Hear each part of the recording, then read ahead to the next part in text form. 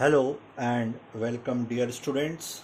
So, we are amidst of discussing negative feedback in amplifiers. As you can see in the headings, amplifiers में negative feedback के प्रभाव, उसका विश्लेषण, ये हमारी चर्चा का विषय है. This is the talk of the day.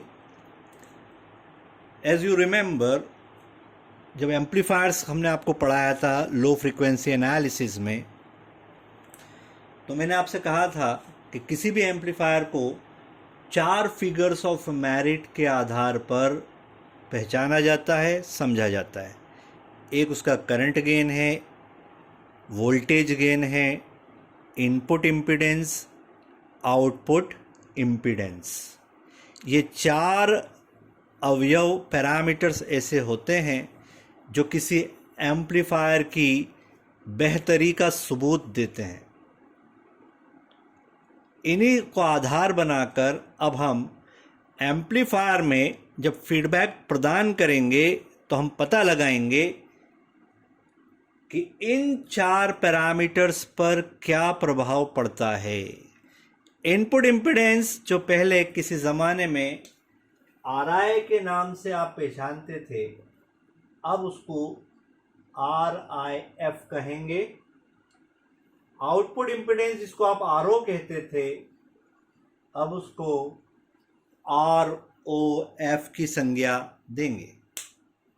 रहा सवाल AV AI का, तो अब आपके पास 4 पैरामीटर्स हैं. AI होता है, AV होता है, RM होता है, GM होता है. तो इनके स्थान पर अब बनेगा AIF, AVF, RMF, GMF. And I am expecting from all of you कि आपने मेरे पिछले लेक्चर्स अटेंड करे हैं, जहाँ पर नोटेशंस का हमने विशेष ख्याल रखा है कि हम कैपिटल I कब लेंगे, स्मॉल I कब लेंगे, कैपिटल V किस प्रकार लेंगे और स्मॉल v किस प्रकार लेंगे. और ये 4 टाइप के जो आपके गेन्स हैं, इनकी परिभाषा आपको पहले दी जा चुकी है. दूसरा, इनका जो रिलेशन है बीटा के साथ. Let me remind you, beta जिसको आपने XF डिवाइडेड बाय XO माना था इन ए जनरल वे. अब ये XF या तो करंट के फॉर्म में हो सकता है या वोल्टेज के फॉर्म में हो सकता है, और ये जो XO है ये भी करंट या वोल्टेज हो सकता है. इसी से निर्धारित होता है कि सैम्पलिंग कौन सी करेंगे और मिक्सिंग किस प्रकार की जाएगी. नेवर फॉरगेट, मिक्सिंग को कभी कभी कंपैरिजन भी कहते हैं. तो एक अच्छे स्टूडेंट को एक इनर साइट होना चाहिए किसी सर्किट को देखकर कि सर्किट में फीडबैक पहली बात है कि नहीं. दूसरी बात, यदि फीडबैक है तो किस स्थान से निकलकर किस स्थान में जा रहा है. तीसरी बात, फीडबैक का सिग्नल यानी XF कौन सा है, करंट है कि वोल्टेज है. XO आउटपुट आपने किस प्रकार से लिया है, प्रिविलेज किसको हासिल है, करंट है या वोल्टेज है. एक बार ये निर्धारित हो गया, पता लगाना होता है सैम्पलिंग किस प्रकार की है और मिक्सिंग किस प्रकार की है.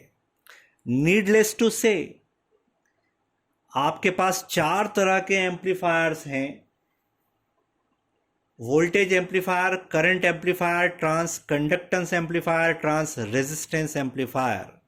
4 प्रकार के टोपोलॉजीज हैं: voltage series, current shunt, current series and voltage shunt. इन आधारों पर 4 प्रकार से आपको एनालिसिस सीखना है. आज की चर्चा का विषय बहुत इम्पॉर्टेंट है. अगर आप ध्यान से लेक्चर सुनते रहेंगे, देखते रहेंगे, by the end of the lecture you will be proficient in understanding कि कैसे पहचानते हैं टाइप ऑफ फीडबैक को. सेकेंडली, फीडबैक अगर एलिमिनेट करना पड़े हटाना पड़े, नलीफाई करना पड़े, तो उसकी मेथडोलॉजी, उसकी कार्य पद्धति क्या हो सकती है। मत भूलिए, जब भी हम किसी सर्किट का एनालिसिस करते हैं, मर्यादाओं का हमेशा पालन करते हैं, यानी लोडिंग इफेक्ट्स का हमेशा ख्याल रखा जाता है। तो आप देखते रहिए इस लेक्चर को, ताकि आपको सब बातों का पता चले। So let's begin. तो आज सबसे पहले मैं अपनी बात को शुरू करूंगा एक बेसिक एल्गोरिथम से, या यूं कहें रोड मैप से। हम एक नक्शा बनाएंगे, एक रोड मैप बनाएंगे। उस रोड मैप को आधार बना के किसी भी प्रॉब्लम को सॉल्व करेंगे। पहले यह पता होना चाहिए कि प्रॉब्लम क्या है। प्रॉब्लम यह है कि आपको कोई एम्पलीफायर दिया है जिसमें फीडबैक है। अब आपको उसको सॉल्व करना है, उसका वोल्टेज गेन या करंट गेन या transconductance gain, RIF, ROF after feedback पता लगाना है in terms of its original values. Methodology क्या है? मेथडोलॉजी ये है कि सबसे पहले you have to draw out basic amplifier from the given circuit by eliminating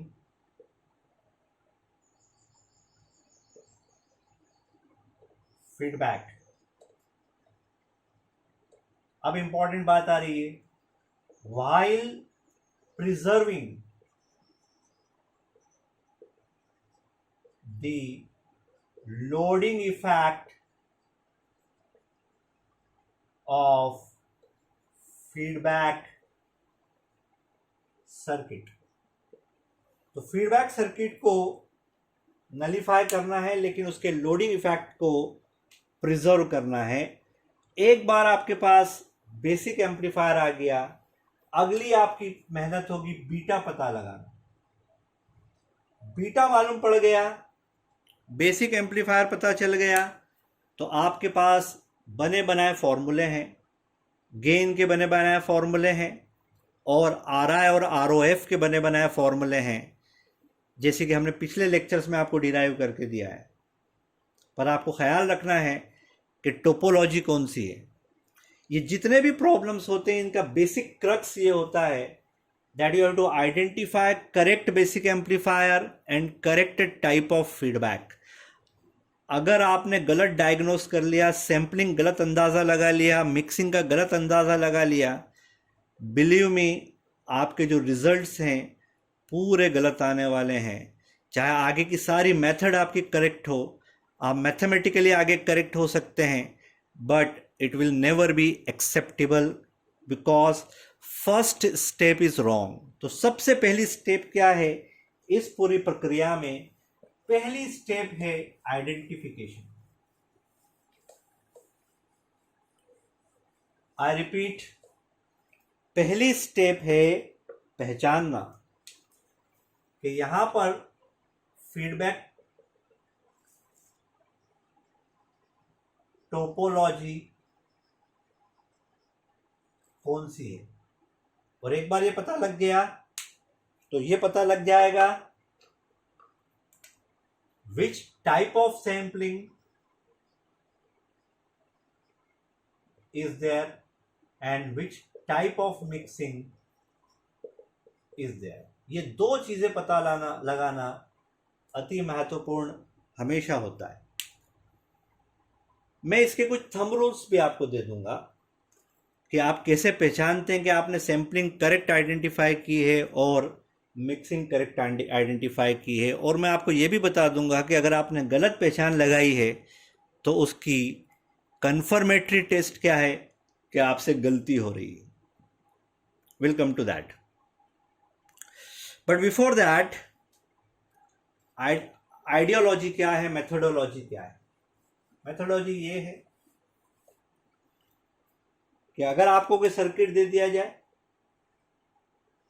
ये सर्किट है, इधर आपका सोर्स है, इधर आपका लोड है, RL बोलो ZL बोलो जो अच्छा लगे. This is the whole complicated circuit comprising of maybe one transistor, two transistor or more than two transistors.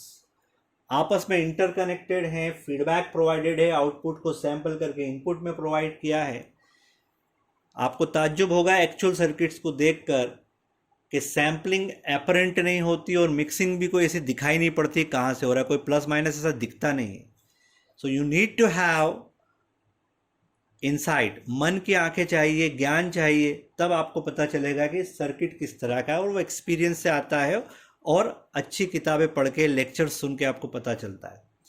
तो आप देखते रहिए इस बात को, हम आपको बताने जा रहे हैं. ये जो एक्चुअल एम्पलीफायर आपको दिया है, इसमें से हमको ड्रॉ करना है, निकालना है. क्या निकालना है? बेसिक एम्पलीफायर बाहर निकालना है. और बेसिक एम्पलीफायर निकालने के लिए फीडबैक को टर्मिनेट करना है, एलिमिनेट करना है. तो सुनिए, स्टेप नंबर 1. अगर आपको ये पता चल गया कि सैंपलिंग कौन सी है और मिक्सिंग कौन सी है, तो सबसे पहले इनपुट सर्किट पता लगाएंगे. Input circuit of basic amplifier. जो बेसिक एम्पलीफायर है उसका इनपुट सर्किट पता लगाएंगे. मेथड ये है कि बेसिक एम्पलीफायर का इनपुट सर्किट पता लगाने के लिए सैंपल या सैंपलिंग जो करी है उसको फिनिश ऑफ करना पड़ेगा. आप जानते हैं सैंपलिंग दो तरह की होती है, voltage sampling and current sampling. Voltage sampling shunting में की जाती है, पैरेलल में की जाती है. करंट सैंपलिंग सीरीज में की जाती है. रेफर कर लीजिए आप अपनी किताब को और मेरे लेक्चर्स को.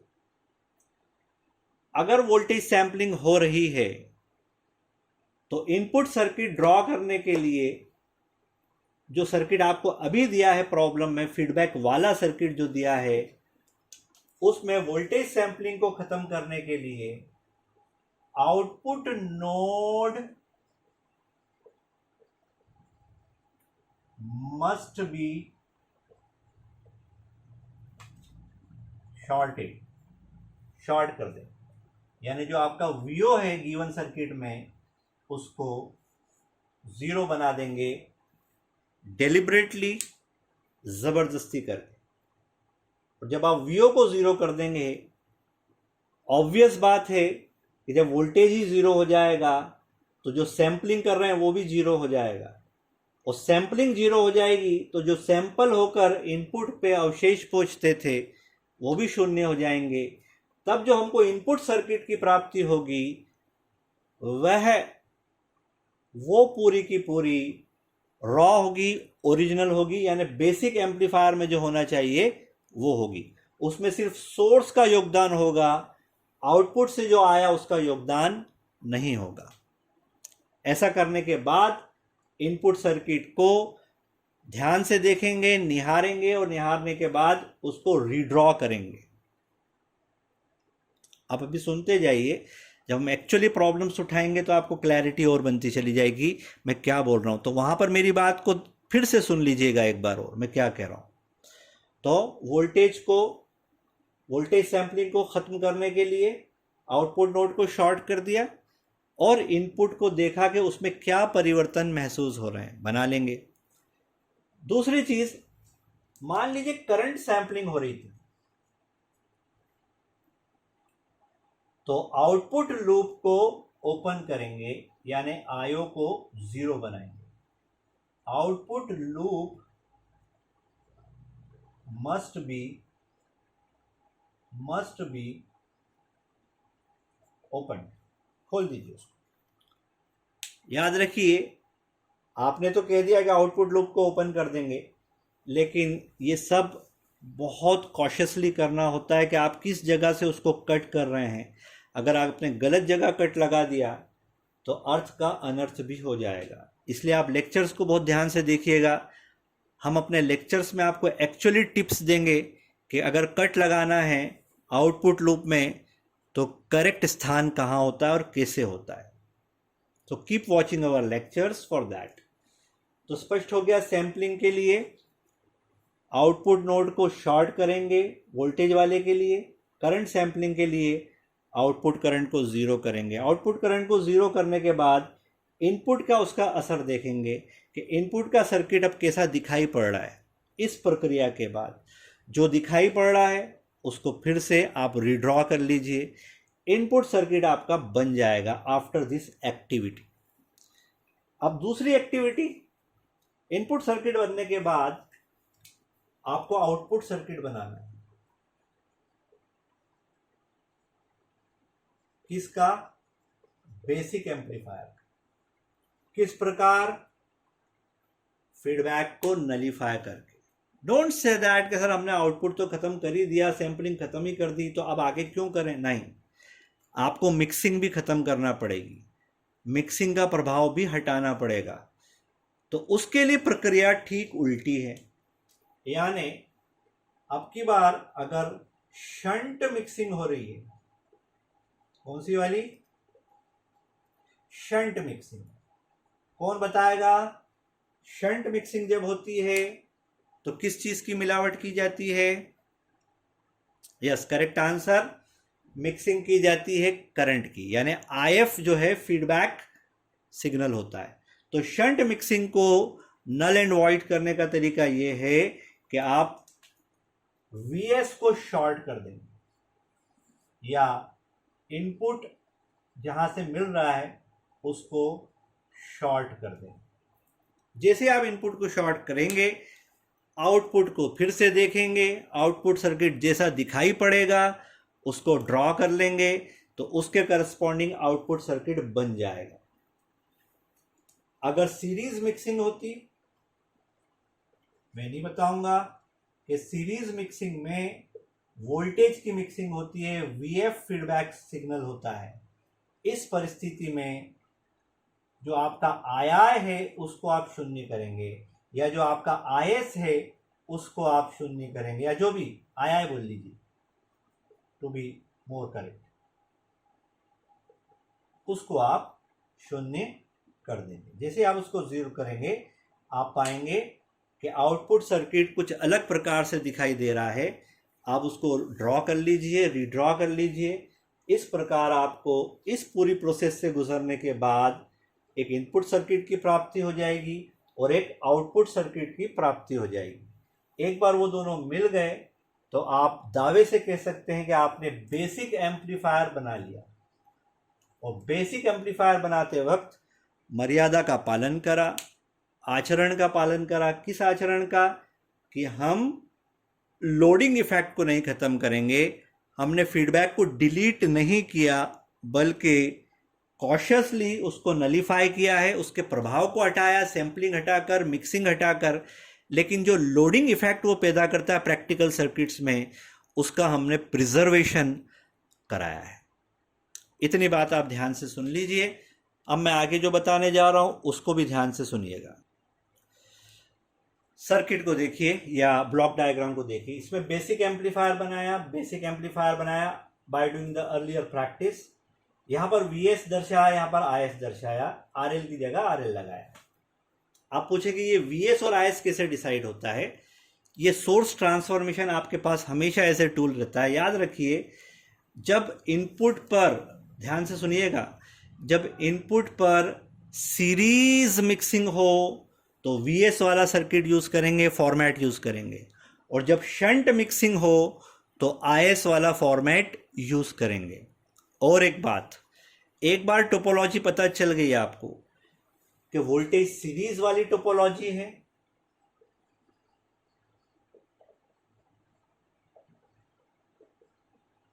या करंट शंट है या वोल्टेज शंट है या करंट सीरीज, 4 कॉम्बिनेशंस।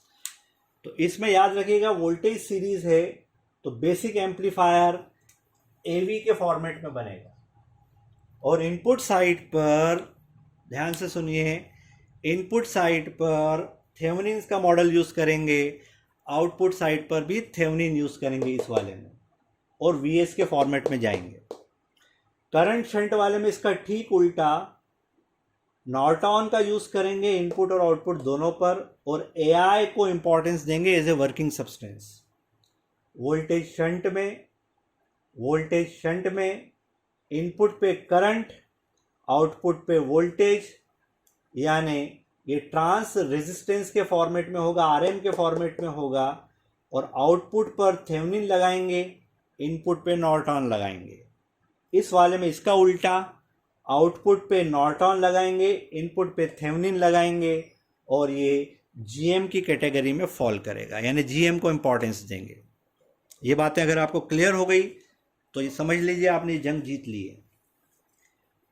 अब हम एक स्टेप और आगे बढ़ने जा रहे हैं। इतना सब करने के बाद